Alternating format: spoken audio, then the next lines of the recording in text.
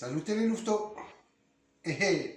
Aujourd'hui, on va faire une tarte à la clémentine. Et oui, c'est la pleine saison, donc pourquoi s'en priver?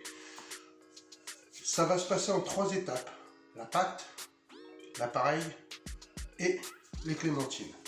Voilà, donc on va commencer par la pâte. Vous choisissez ce que vous voulez, vous pouvez faire vous-même votre pâte brisée, pâte feuilletée ou pâte sablée, c'est vous qui voyez, voilà. Donc moi j'ai opté pour la briser et elle est déjà prête. Bon voilà, on va opter pour une cuisson à blanc, parce qu'après on viendra garnir avec une crème pâtissière. Donc tout simplement, vous préchauffez votre four au préalable à 180. Vous posez votre pâte, vous foncez. Alors c'est toujours le même système, hein, d'accord. Foncez bien surtout, hein, appuyez bien sur les côtés, sur les rebords. Ensuite, vous venez piquer votre fond de tarte.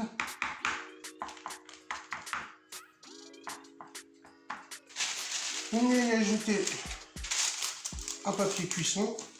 Ça va éviter que votre tarte colle à votre garniture que vous allez mettre dedans pour la cuire à blanc. Alors vous pouvez mettre soit des haricots, des billes, tout ce que vous voulez. Moi je mets un plat qui est un peu plus petit. Et hop, voilà, tout simplement. Ça part au four pendant 30 minutes à 180 et on surveille. Alors dès que les bords vont être colorés, il faudra enlever le poids qu'on a mis dedans. Deuxième étape, on prend les mandarines et on va venir les éplucher. Tout simplement. Vous garderez quand même un peu de peau pour faire les zestes. Une petite technique, c'est que vous glissez votre pouce sous la plèvre de la mandarine et vous la décrochez comme ça. Ça va beaucoup plus vite. Vous voyez, vous utilisez votre pouce. On croirait que c'est fait exprès. On a des mains, je vous jure, la nature est vraiment bien faite.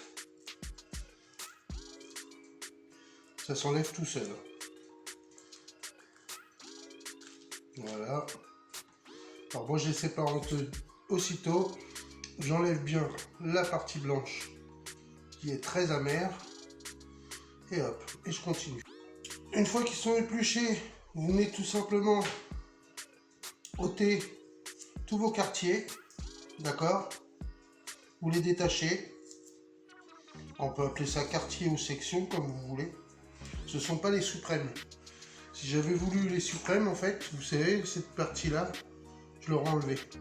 J'aurais taillé dans le vif, d'abord, ma clémentine, et ensuite je serais venu prélever mon suprême pour pas laisser la peau. Mais nous, on a un intérêt à la garder.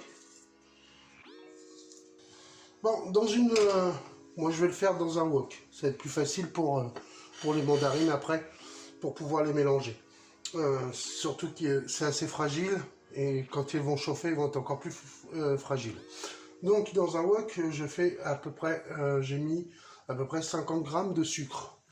Voilà, encore une fois, j'ai opté pour du sucre de canne, mais vous pouvez partir sur du sucre blanc, c'est très bien aussi. Donc 50 grammes de sucre de canne et 20 grammes de beurre, à peu près. Donc là, on ne touche à rien tant que le sucre n'a pas commencé à caraméliser. Il commence déjà, hein. Ça va très vite dans un wok. Donc quand c'est comme ça, quand il a commencé à prendre de la couleur, hop, vous pouvez y mettre votre beurre. Tout simplement, ça va stopper la coloration de votre caramel.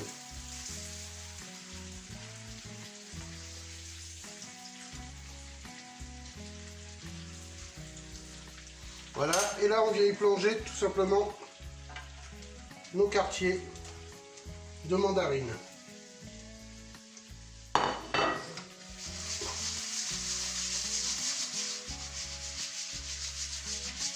Alors faites attention de ne pas vous brûler, le caramel ça ne pardonne pas.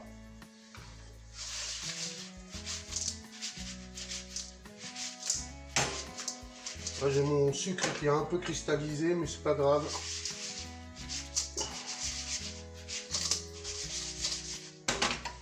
Voilà, c'est de tout de suite enrober toutes les parties de votre clémentine, de mandarine, pardon.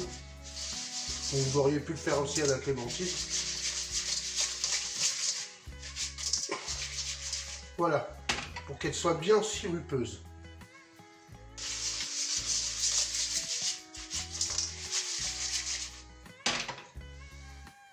Voilà, on attend encore gentiment, encore 2-3 minutes. On va pouvoir mettre un peu le feu un peu plus fort.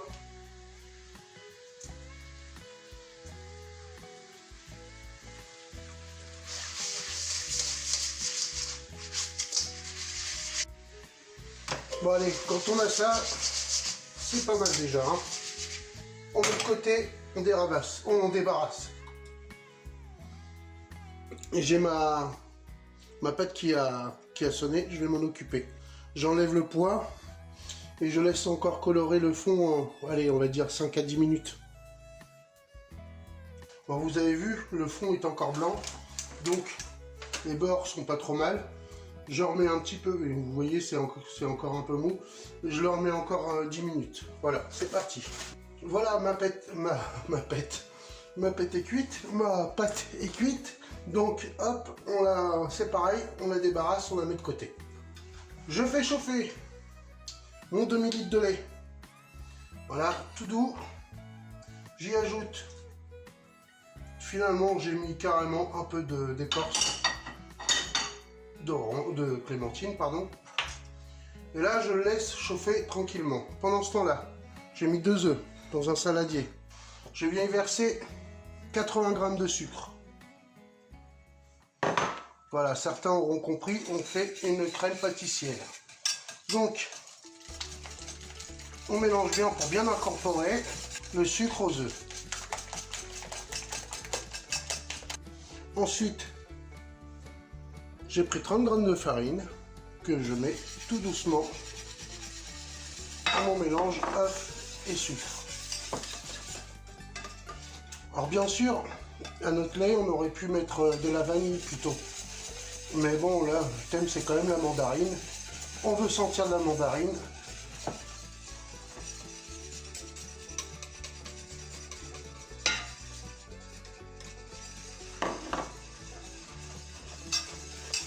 Maintenant, on n'a plus qu'à attendre que notre lait soit chaud.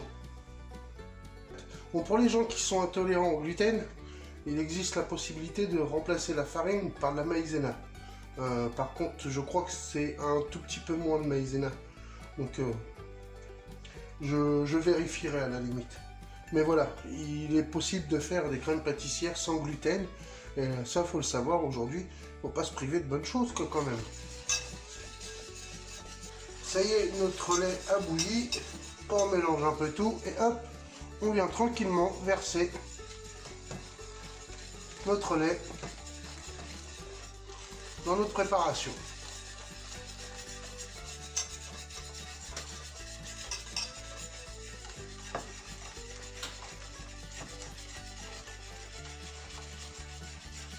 Voilà.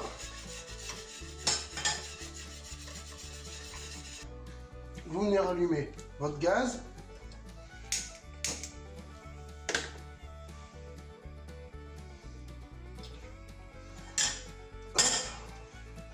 On vient y verser tout simplement cette même préparation.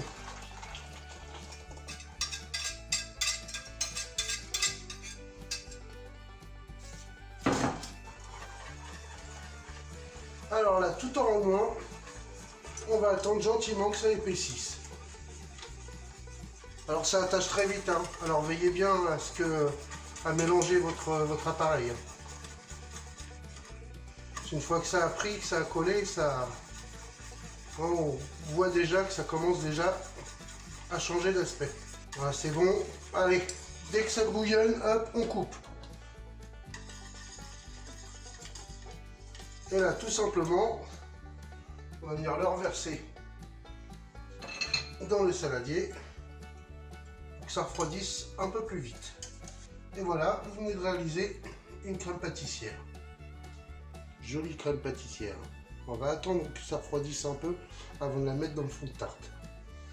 Donc, toujours sur le grille où l'air passe dessus et dessous. Comme ça, l'air passe et donc, du coup, bah oui, forcément, ça refroidit plus vite. Bon, allez, notre fond de tarte, on le pose dans un plat. Voilà, comme ça. Ensuite, on vient y déposer tout de suite notre appareil, c'est-à-dire notre crème. Avant que ça refroidisse trop, parce qu'après c'est un peu plus compliqué à étaler correctement. Voilà. Avec une spatule, on vient tout simplement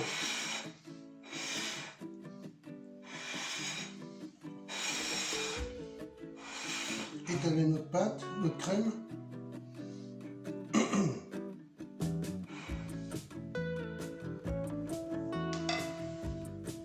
Et ça refroidit avant qu'on y mette les fruits dessus.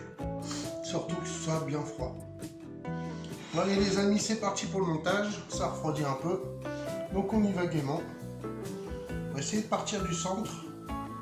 D'accord? Et lui donner de belles formes.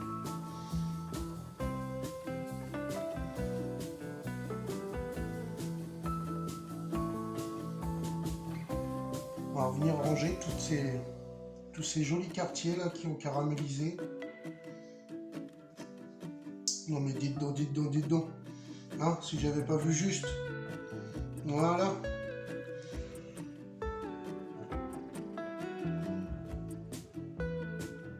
Voilà tout simplement. Et là, comme il nous reste un petit peu de caramel, et ben c'est un coup. On est tamponné sans appuyer surtout. Bon mes amis, voilà. Je pense que là, on a fait le taf. Il ne reste plus qu'à déguster. Et je vous souhaite justement très bon appétit. Un très bon appétit. N'hésitez pas à partager mes vidéos. N'hésitez pas à les liker. Et n'hésitez pas non plus à vous abonner si ce n'est pas encore fait. Voilà. À très bientôt les louveteaux. Allez, bisous.